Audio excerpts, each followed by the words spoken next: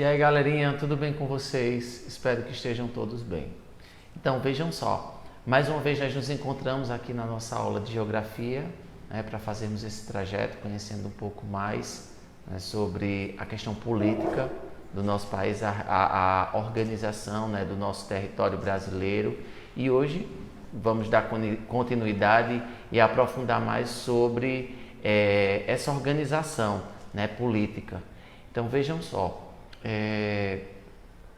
Quando nós falamos em política, não é só aquela política que nós falamos política partidária, nós falamos na política pública, nessa organização de direitos, de deveres. Então é mais ou menos aí onde nós vamos chegar, tá certo?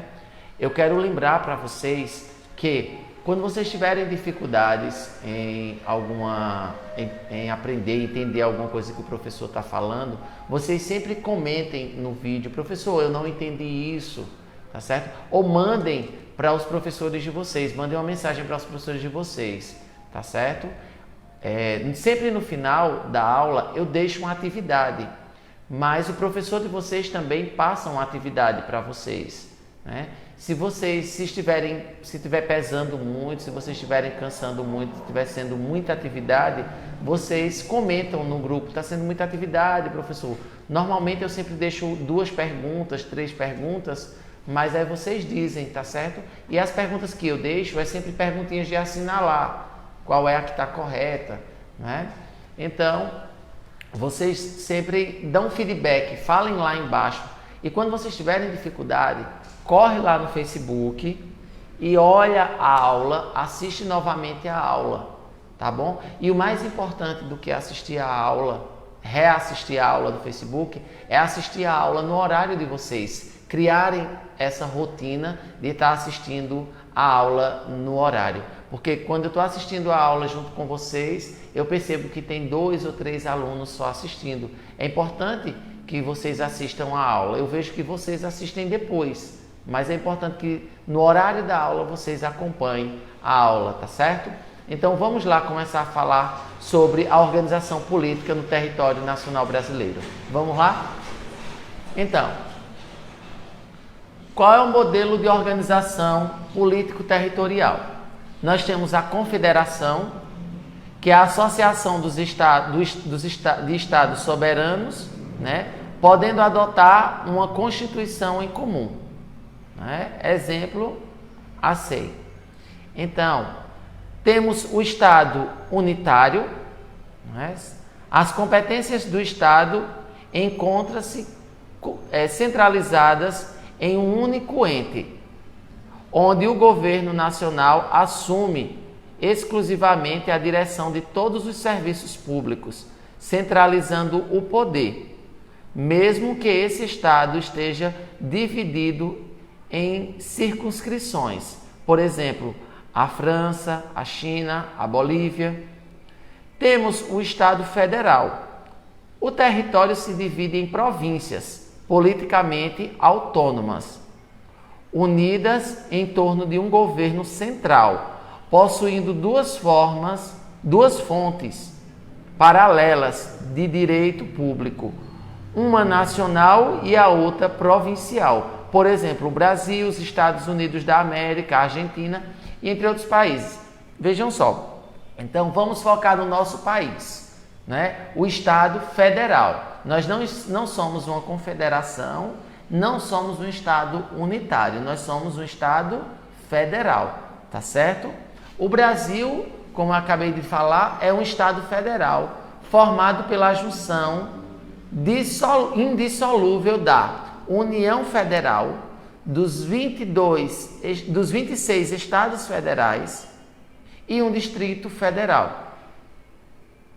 Então vamos lá, vejam como é formado esse Estado federado. Como é? A União Federal, certo? Os 26 Estados Federados e um Distrito Federal.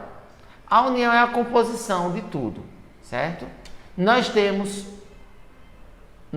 hoje 5.564 municípios, tá certo? 5.524 municípios. Esse levantamento foi de 2007, mas para que nós possamos ter uma noção. Nós somos o único país do mundo a considerar os municípios como entes federativos, porém sem poder judiciário. As unidades federativas do Brasil são entidades autônomas, como autogoverno, autolegislação e autoarrecadação, tá certo? Por quê? Porque as nossas entidades federativas, né, os nossos estados, eles são autônomos. O que é autônomo, professor? Eles têm a liberdade de governar, de fazer suas escolhas, de cobrar seus impostos de acordo com a sua realidade, né, com a sua produção. Então, eles são autônomos, são governos autônomos, eles têm uma legislação, ou seja, têm as suas leis autônomas, eles podem alterar, não é?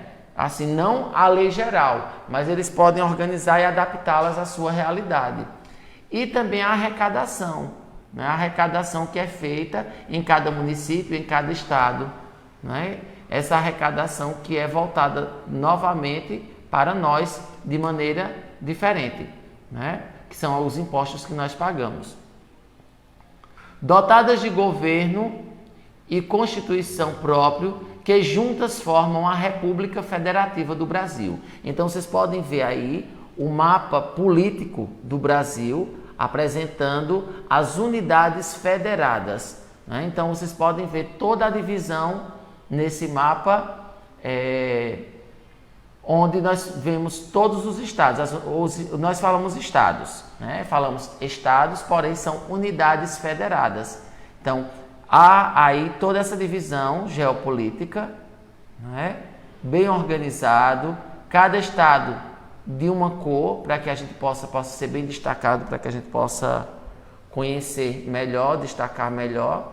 E cada um desses estados, ou cada uma dessa unidade federada, ela é autônoma, tá certo? Ela tem a sua própria liberdade. Professor, o que é uma república? República é uma forma de governo, da qual o poder é exercido por tempo limitado, por um grupo de indivíduos eleitos, periodicamente pela população, como seus representantes e constituído pelos poderes executivo, legislativo e judiciário, que funcionam de forma independente e onde todos seguem uma Constituição.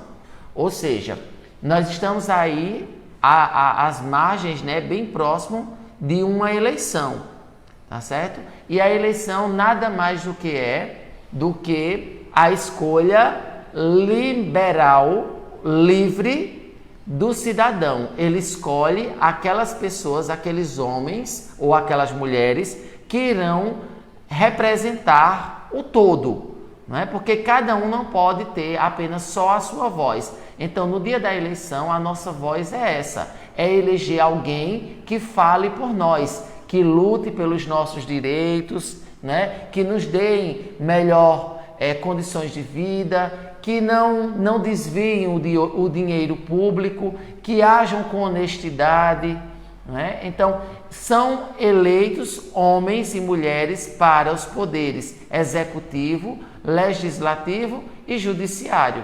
E eles são independentes, né? Porém, eles têm que seguir a Constituição.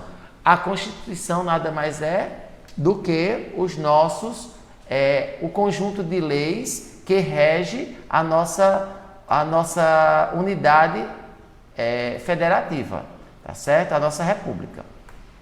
Então vejam só. República Federativa do Brasil, ela tem os 3 poderes, como o professor acabou de falar: o executivo, o legislativo e o judiciário. Vamos conhecer melhor como é. Vocês estão vendo aí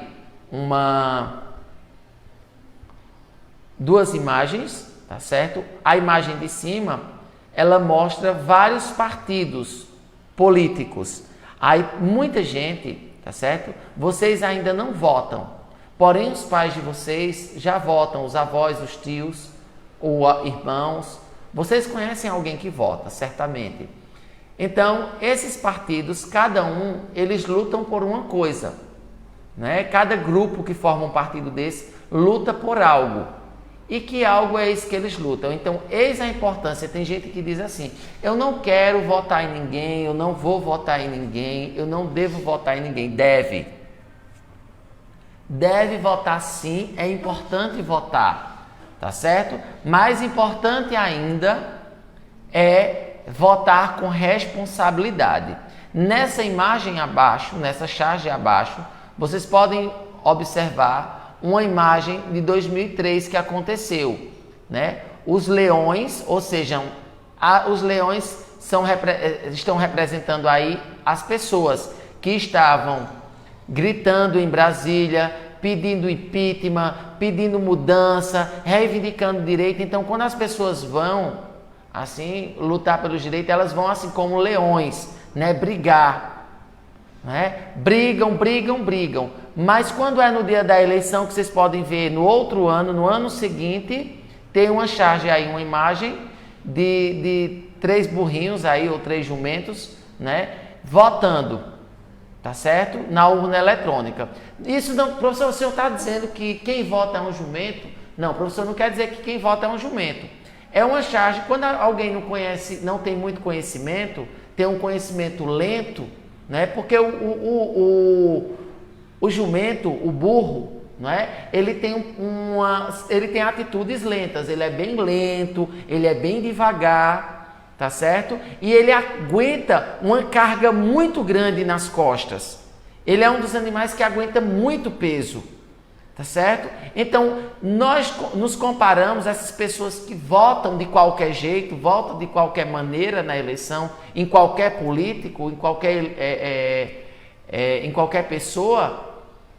Essas pessoas que votam sem pensar, sem analisar, sem cobrar, são tidas como esses animais que vão passar 4 anos carregando peso, sofrendo, não é? Enquanto eles estão lá tranquilos. Então, entenderam essa charge? Ela rodou aí nas redes sociais, nos jornais, né? Então, o professor não criou essa charge, o professor pegou aí nas redes sociais, para que a gente possa compreender melhor. É uma crítica, não é? E nós moramos num país democrático onde temos o direito de fazer isso, de criticarmos, né? Como também temos o direito de ser criticado, como o professor disse no início da aula, que quando o professor não estiver, vocês não estiverem entendendo a aula do professor, vocês comentem lá embaixo: professor, não entendi isso, na próxima aula o senhor explique. Então isso é uma forma de vocês criticarem, de vocês reivindicarem o direito de vocês de aprenderem, tá bom? Então, nós aprendemos sobre...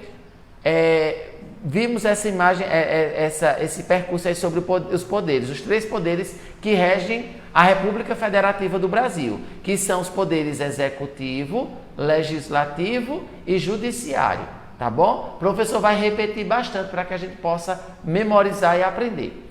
Professor, o que é o poder executivo? O poder executivo é onde tem um chefe do executivo, normalmente o presidente da República. Não é? São os ministros e os conselhos da República e da Defesa Nacional, tá certo? Então, esse é o poder executivo. O poder legislativo é o Congresso Nacional, são a Câmara dos Deputados e o Senado. Professor vai voltar o slide para dar um exemplo melhor a vocês do que é um poder executivo. O poder executivo também por exemplo, na nossa cidade de Belo Jardim, o poder executivo é o prefeito, não é? É o prefeito e seus secretários. São aquela equipe ali que está trabalhando junto dele, né? Os seus conselheiros, né? Os seus assessores, eles são o executivo. São aquelas pessoas que o prefeito, ele nomeia, né, para com ele conduzir o município. Aí o professor deu exemplo da federação, né? Deu o exemplo da República Federativa, ou seja, de um todo, então foi do Brasil. Mas aqui o professor está dando o exemplo daqui do nosso município. Então o chefe executivo aqui da nossa cidade, ou de qualquer cidade, é o prefeito. Ele é o chefe executivo, tá bom? Junto com os seus secretários. Já no poder legislativo, que é a Câmara dos Deputados e do Senado, o que é que a Câmara dos Deputados fazem? Eles defendem os direitos da população. Eleições proporcionais, no mínimo de 8 e no máximo de 70 cada estado. Não pode ter nem mais nem menos que isso. Tá bom? Então, o máximo 513 representantes.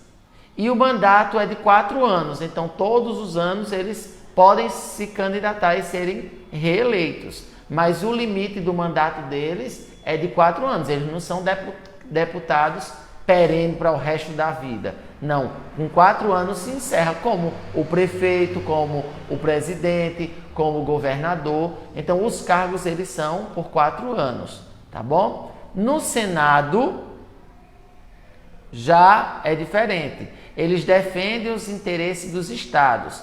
As eleições majoritárias, 3 por estados, máximo 81 representantes, atualmente. E o mandato deles já é diferente, já são de 8 anos no Senado. Então, um exemplo de poder legislativo na nossa cidade é a Câmara dos Vereadores. Por quê? Porque o vereador, o prefeito, é como se fosse uma extensão. O vereador é aquela pessoa que faz uma ponte. Vocês sabem o que é uma ponte, né? Ela liga um lado da margem, passando por cima do rio, que é a dificuldade, e indo para outra margem. Então, o vereador é essa ponte. Ele leva as dificuldades do povo e passa por cima dessas dificuldades e leva até o prefeito, que o prefeito é o executivo, e o prefeito vai fazer o quê? Melhorar a vida da população. Então, a função do vereador é essa. Então, quem vocês devem cobrar primeiramente não é do prefeito. Deve ser cobrado primeiramente do vereador, nesse caso. E no caso já de uma extensão maior da República Federativa, nós devemos cobrar de quem? Dos nossos deputados, para que o presidente ele possa executar melhorias no nosso país. Já o Poder Judiciário. A divisão de competências. O Poder Judiciário ele é dividido em 5 competências. A Justiça Estadual, não é? A Justiça Federal, a Justiça do Trabalho, a Justiça Eleitoral e a Justiça Militar. Tá certo? A Justiça Estadual é comum. Por exemplo, os conflitos entre pessoas, empresas, instituições, impõe penas, né? Ela impõe as penas, que a Justiça Estadual é aquela que faz aqueles julgamentos, né? O juiz que faz aqueles julgamentos. Ah, alguém roubou, alguém descumpriu uma lei, alguém matou outra pessoa, né? Alguém bateu o carro. Então, a Justiça Estadual ela cuida mais disso. Alguém atropelou alguém, né? A questão da habilitação. Então, a Justiça Estadual, ela cuida mais disso, tá bom? Já a Justiça Federal, ela é de interesse da União, das autarquias e das empresas públicas, não é? Por exemplo, coisas bem maiores, como, por exemplo, o INCRA, o DETRAN, não é? São empresas que são conduzidas pela Justiça Federal. Já a Justiça do Trabalho, ela é especializada. Ela resolve conflitos entre trabalhadores e empregadores, ou seja, as pessoas que contratam e as pessoas que trabalham, tá certo? Então, essa é determinada a Justiça do Trabalho. Já a Justiça Militar, também é especial... Não, a Justiça Eleitoral, perdão, o professor pulou. O trabalho dela é de garantir o processo eleitoral nos dias das eleições. Então, a Justiça Eleitoral ela vai cuidar exatamente a cada 2 anos, né? Porque há 2 eleições. A eleição que nós chamamos a eleição para presidente, deputados, governadores, senadores, não é? Então, essa eleição, e com 2 anos, que vai ser, por exemplo, esse ano, é a eleição para prefeito e vereador dos municípios, não é? Então, a Justiça Eleitoral, ela cuida disso, garante a organização e a execução da lei, né? Que as leis de fiscalização sejam executadas no dia das eleições. A Justiça Eleitoral trabalha dessa maneira, com transparência, fazendo os nossos títulos para que não haja corrupção, não haja pessoas que já morreram, por exemplo, ainda possam votar. Então, há toda essa organização. Já a Justiça Militar, que também é especializada, ela processa e julga os crimes militares. Por exemplo, tem alguns policiais que eles agem de maneira equivocada, não é? Eles agem erradamente, né? Como nós podemos perceber na televisão, nos jornais, passou o caso de uns seguranças no shopping que agrediram um rapaz só porque ele era negro, um jovem, porque ele era negro, ele estava indo no shopping trocar o relógio do pai dele, e os seguranças, que são da polícia, né, agrediram ele pensando que ele ia roubar. Então, a polícia ela tem um papel de nos proteger. A polícia ela não tem um papel de nos causar medo, nos causar terror, né? Se nós estamos corretamente, nós estamos vivendo certo, seguindo as leis, a polícia é para nos proteger e para nos orientar quando estamos errados. Né? Para isso existem as leis. Mas existem pessoas, policiais no caso, que chegam logo agredindo, batendo, né, matando. Então, a Justiça Militar, que ela é especializada para isso, ela faz o quê? Ela processa e julga os crimes cometidos por militares. Tá bom? Então, as instâncias e competência. O Supremo Tribunal Federal. A gente vai fazer, vou mostrar só esse gráfico, ele vai ficar exposto para quem tiver curiosidade e quiser olhar como funcionam os ministros, não é? Como eles atuam, né? Os ministros superiores do Tribunal Superior, do Tribunal do Trabalho, do Tribunal da Justiça e do Tribunal Militar. Só vou deixar exposto, ele não é obrigatório vocês olharem. Então, de um lado vocês podem ver que é a justiça comum, não é? E depois a justiça especializada, como o professor explicou no slide anterior, tá bom? Agora vamos entender um pouquinho, mais uma vez, relembrar sobre regionalização do território brasileiro. Professor, mais uma vez, professor, sim, para que a gente possa lembrar, recordar, e nunca é ruim recordar, tá certo? Então, o modelo de ocupação territorial baseado em economia de arquipélago resulta em quê? Na concentração populacional periférica, né? No interior despovoado, em ilhas populacionais no interior e a falta de conexão entre os polos. Essa distribuição se mantém até a metade do século XX, tá certo? Já a industrialização e a modernização do campo foram os principais fatores que reorganizaram o espaço brasileiro, como com a integração do mercado nacional, novas distribuições da divisão territorial do trabalho e o desequilíbrio do desenvolvimento. Então, como é que se dá o planejamento regional? As desigualdades regionais, ela se dá pelos aspectos marcantes do espaço geográfico brasileiro e começaram também a ser estudadas e discutidas, principalmente a partir da década de 1950, né? Essas desigualdades regionais. Por quê? Porque tem estado que tem mais e tem estado que tem menos. não é? Então, como o professor falou na questão de contribuição, não é, para a federação, é necessário entender, estudar, porque algumas regiões elas produzem mais, outras produzem menos, tá bom? Então, os estudos fornecem dados que servem de instrumento para que o Estado implante políticas de desenvolvimento regional, porque eles estudam para quê? Para que entendam o que é que está faltando naquela região, para que o governo possa agir, para que o Estado, né, possa agir, possa melhorar, dar melhores condições àquela população. Em razão do desenvolvimento do processo de industrialização que se concentrou no Centro-Sul, mas também os fatores das estatísticas sobre renda e produção de bens e serviços terem sido publicadas de forma regionalizada pela primeira vez em 1951. E como é que se dá essas divisões regionais?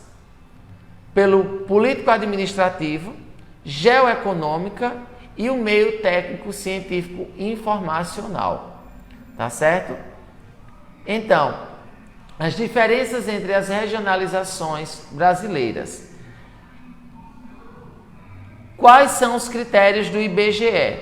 As características humanas e econômicas. Então, o IBGE, o professor falou em uma aula passada que o IBGE trabalha com isso, caracterizando. Chega um rapazinho do IBGE, bate na nossa porta, né? E vai fazer uma pesquisa. Quantas geladeiras nós temos em casa, quantos cômodos nós temos em casa, quantas pessoas moram na nossa casa, qual a idade dessas pessoas, não é? Quantas TVs tem na nossa casa, se nós temos internet em casa, quantos banheiros nós temos, se nós temos saneamento básico ou se o nosso saneamento é de fossa. Não é? Então, ele sempre pergunta, a função do IBGE é isso, levantar essas estatísticas, essas características humanas e econômicas. Quanto cada pessoa em casa ganha, quem em casa trabalha, né? E quais são os critérios de Pedro Gengel? Como nós falamos, os critérios dele eram socioeconômico e histórico. Então ele olhava mais para quê? Para a questão econômica, né? Quem ganha mais, quem ganha menos, né? E durante o período de tempo, havia um período que as pessoas ganhavam mais, outro período que as pessoas ganhavam menos. Já para Milton Santos, um dos critérios dele, ele considera que o processo de globalização e a desigualdade de finanças e informações entre diferentes estados, né? Então, esse processo de globalização e a desigualdade de finanças e informações entre os diferentes estados. Então, esses foram os critérios que eles abrangeram. Aí tem as datas avaliadas por eles, da criação deles, né? Que do IBGE foi criado, né? A partir daí, né? O ano da última adaptação do IBGE foi no ano de 1990, né? Esses critérios de Pedro foi em 1967 e o de Milton Santos foi em 1979. O número de categorias, né? E outras categorias, né, que eles avaliaram. Já o IBGE foi mais Norte, Nordeste, Sul, Sudeste e Centro-Oeste. Já o Pedro Gengel foi a Amazônia, o Nordeste e o Centro-Sul. Lembra que ele dividiu o país, eu mostrei já nessas duas últimas aulas a divisão dele, né? O IBGE, ele caracterizou o Estado brasileiro, o território brasileiro, em 5 grandes regiões. Já Pedro Gengel caracterizou em 3. E Milton Santos caracterizou em 4, na Amazônia, Nordeste, Centro-Oeste e a região concentrada. Tá certo? Então, nós vamos fazer uma busca agora, uma viagem agora, uma passagem para a gente conhecer o mapa, mais uma vez, rever o mapa do IBGE, né, dividindo as 5 grandes regiões, né? O mapa de Pedro Gengel, que ele divide o Brasil em 3 grandes regiões e o de Milton Santos, que é dividido, foi na década de 90, dividido em 4 grandes regiões, que vocês podem sempre se orientarem pela legenda, tá bom? Então, a Amazônia ela se caracteriza pela rarefação demográfica e baixa densidade térmica. Os sistemas informacionais aparecem como formas externas, representadas, por exemplo, pelos satélites e radares do Silvan. Raras áreas de agricultura moderna. Os grandes projetos estruturam enclaves isolados no meio pré-mecânico. No Nordeste, define-se pelo peso das heranças.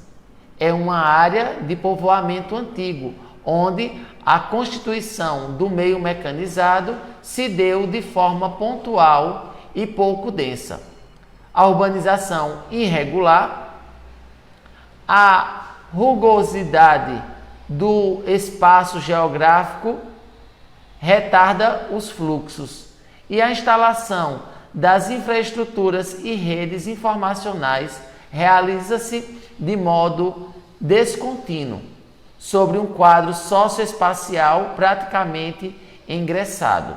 Atualmente, apresenta as maiores transformações em funções dos avanços sociais e estruturais dos últimos anos. O Centro-Oeste emerge como área de ocupação periférica e recente, fundada na especialização agropecuária e na modernização, subordinada às necessidades das firmas que têm sede na região concentrada. O estado de Tocantins, estranhamente deslocado para a região norte, pela Constituição do ano de 1988, reincorpora-se ao estado centro-oeste. E a região concentrada, densidade do sistema de relações que intensifica o fluxo de mercadores, capitais e informações. O seu núcleo é a metrópole paulista, né, que desempenha funções de cidade global e reforça o comando sobre o território nacional. A sondagem do Sul e Sudeste reflete a descentralização industrial recente e a implantação de infraestruturas técnicas que as sustentam e elevados índices de urbanização. Então, pessoal, o professor depois vai deixar... Então, pessoal, o professor depois vai deixar para vocês uma atividade aqui no final, tá certo? Uma atividade pequena, tá certo? São apenas 3 questões, onde vocês irão apenas marcar essas questões, quais estão corretas, né? E dar seguimento na próxima aula. Eu peço mais uma vez a vocês que sempre pesquisem para conhecer e ajudem nesse processo a conscientizar os pais de vocês, as pessoas da casa de vocês, de votarem com consciência, de não venderem o voto, de serem conscientes e, mais importante ainda, de cobrarem, né? Cobrar, quando eu digo, não é cobrar brigando, não é fazer briga, não é fazer bagunça, tá certo? A cobrar é a reivindicação, tá certo? E se eu votei em uma pessoa que não estava me ajudando, agora ela conscientemente ela vai ver que há necessidade da ajuda, tá bom? Então essa é a nossa divisão, né, do nosso território brasileiro geopolítico, tá bom? Um abraço e fiquem com Deus.